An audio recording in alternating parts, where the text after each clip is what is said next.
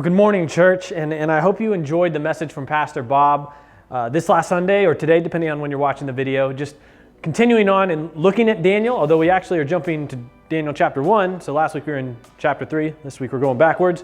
But just so important to, I think, look at, one, I think it lays out just the context of the book of Daniel, but to see how from the very beginning that Daniel, the guys we talked about last week, Shadrach, Meshach, and Abednego, it gives their Hebrew names in chapter 1 as well, but just how these men clung to their faith, even when they had a lot of reasons to be angry with God. I mean, these are guys who were ripped away from their homes. These were Jewish men who, when Babylon took over, they forced them to go to Babylon. They took certain Jewish people and ripped them away from Jerusalem, from Israel. And I can't imagine that hardship, but how these men, in spite of that, wanted to honor God with whatever they were thrown into. And that's what we see here in chapter 1, that the king has a bunch of these Jewish people.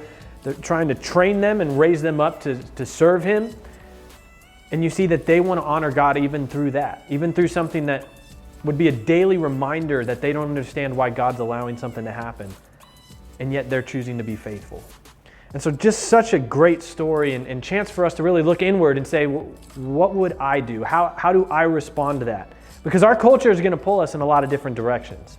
We may not be ripped away from our homes in the same way, but our culture is going to pull us and try to grab our attention and have us focusing on things that we really don't need to be as followers of Jesus. And so looking at the discussion questions, be thinking about that, be thinking about how do we handle life when it just doesn't seem fair to us.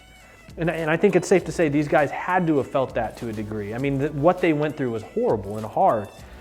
And we have a lot of things in our lives that we feel that same way, that we feel like, God, I don't get why you're doing this to me. Like, did I offend you? Like, what did I do? And obviously we do offend God all the time, but wrestling with why is God letting things happen the way they are? And it just doesn't seem fair to us. And so reading this story helps encourage us in that.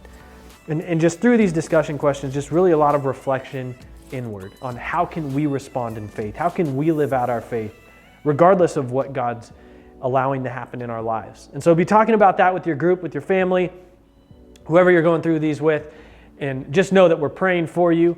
And we hope that this message, these discussion questions, are just a great chance of looking at God's Word. We'll see you again soon.